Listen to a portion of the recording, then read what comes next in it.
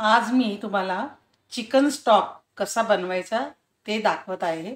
त्यासाठी इथे चिकनचे मी बोन्स असे घेतलेले आहेत।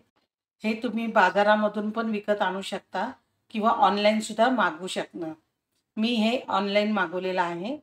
चिकनचे बोन मी ओव्हनच्या ट्रेमध्ये असे मांडून ठेवले आहे आणि त्याच्यावर मी थोडं तेल टाकणार आहे।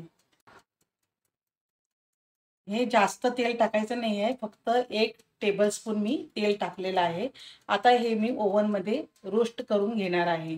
ओव्हन 5 मिनिटं मी प्रीहीट केलेला आहे। त्याच्यामध्ये हे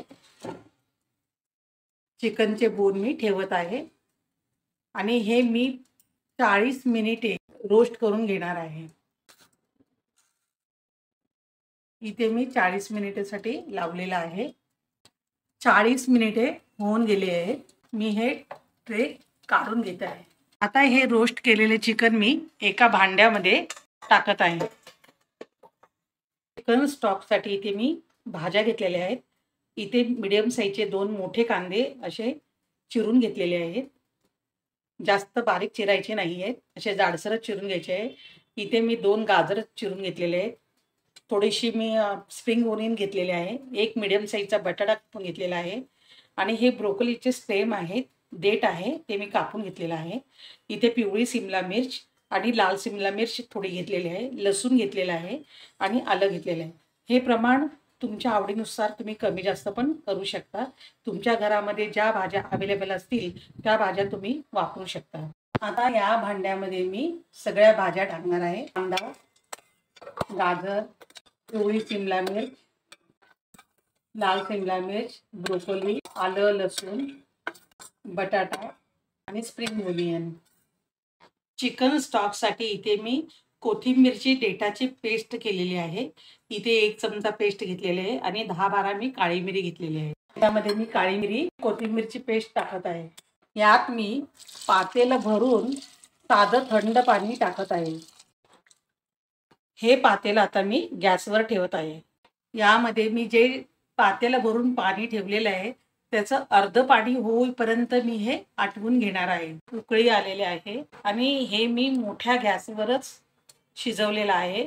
आता हे मी स्लो गॅस करणार आहे आणि 4 तास याला झाकण लावून शिजू देणार आहे आणि हे स्लो गॅसवरच शिजवायचं आहे।